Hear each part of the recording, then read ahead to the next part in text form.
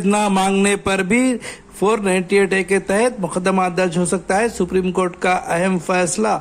Supreme court ने अपने एक अहम फैसले में वादे किया कि अगर किसी खातून के शौहर या ससुराल वाले जहेज का मुतालबा ना करें लेकिन इसके साथ जुल्म और ज्यादती करें या जिस्मानी व ज़हनी तशद्दुद का निशाना बनाएं तो उनके खिलाफ तादीरात हिंद IPC की दफ़ा 498A के तहत कानूनी कार्रवाई की जा सकती है। आमतौर पर यह समझा जाता है कि यह कानून सिर्फ जहेज के मुतालबे से जुड़े मामलात के लिए नाफिज होता है, लेकिन सुप्रीम कोर्ट ने अपने फैसले में इस तस्वुर को मुस्तरद कर दिया है। अदालत ने कहा कि दफ़ा 498A का मकसद खवातीन को सिर्फ जहेज की मांग पर होने वाले जुल्म से बचाना नहीं बल्कि घरेलू तशद्दुद और किसी भी किस्म की ज्यादती से महफूज रखना है। जस्टिस विक्रमनाथ और जस्टिस परसन्नाबी वर्ले पर मुश्तमिल बेंच ने कहा कि दफ़ा 498A के तहत जुर्म का बुनियादी अंसर जुल्म है, जो सिर्फ भी जहेज की मांग तक महदूद नहीं। अगर किसी खातून को ससुराल में जिस्मानी या ज़हनी तौर पर हरासा किया जाता है तो यह भी इस दफ़े के तहत जुर्म तस्वुर किया जाएगा। अदालत एक ऐसी दरख्वास्त पर गौर कर रही थी जिसमें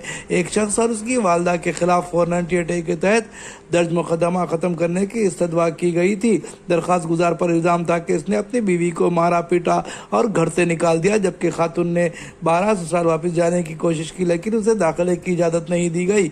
आंध्र प्रदेश हाई कोर्ट ने मज़कूरा शख्स के खिलाफ मुकदमा खारिज कर दिया था, ये कहते हुए कि इस पर जहेज के लिए हरासा करने का कोई इल्ज़ाम नहीं है। ताहम खातून ने सुप्रीम कोर्ट में अपील दायर की, जिस पर अदालत ने हाई कोर्ट के फैसले को मुस्तरद कर दिया।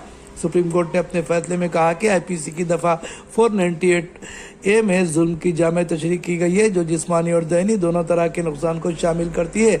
अदालत ने कहा कि किसी औरत को ज़हनी तौर पर हरासा करना और उसे नापसंदीदा हालात में मजबूर करना या उसकी सेहत पर मनफी असर डालना भी उस कानून के दायरे में आता है।